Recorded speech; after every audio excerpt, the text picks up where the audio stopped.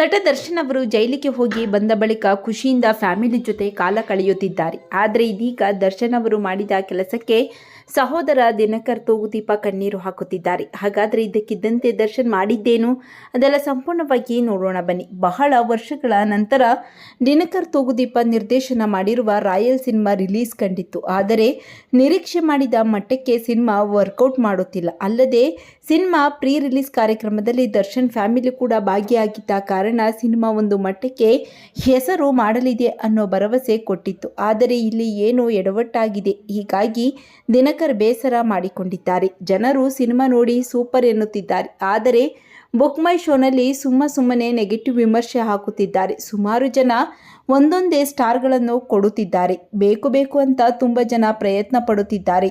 ಜನರು ಸಪೋರ್ಟ್ ಮಾಡಿದ್ದರೆ ಅವರು ಏನೇ ಪ್ರಯತ್ನ ಮಾಡಿದ್ದರೂ ಗೆಲ್ಲಬಹುದು. ಅದರ ಜವಾಬ್ದಾರಿ ನಿಮ್ಮದು.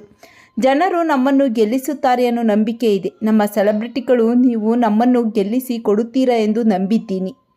ಸಿನಿಮಾ ಫ್ಲಾಪ್ ಮಾಡಲು ತುಂಬ ಜನ ಪ್ರಯತ್ನ ಮಾಡುತ್ತಿದ್ದಾರೆ. ದರ್ಶನ್ ಮೇಲಿನ ಕೋಪವನ್ನು ನನ್ನ ಮೇಲೆ ತೀರಿಸಿಕೊಳ್ಳುತ್ತಿದ್ದಾರೆ. ದರ್ಶನ್ ಜೈಲಿಗೆ ಹೋಗಿ ಬಂದರೂ ಅವರನ್ನು ಕಂಡರೆ ಆಗದವರು ತುಂಬಾ ಇದ್ದಾರೆ ಎಂದು ದಿನಕರ್ ಬೇಸರ ವ್ಯಕ್ತಪಡಿಸಿದ್ದಾರೆ. ದಿನಕರ್ ಮಾತಿನ ಬಗ್ಗೆ ನಿಮ್ಮ ಅನಿಸಿಕೆಗಳನ್ನು ಕಾಮೆಂಟ್ ಮಾಡಿ ತಿಳಿಸಿ.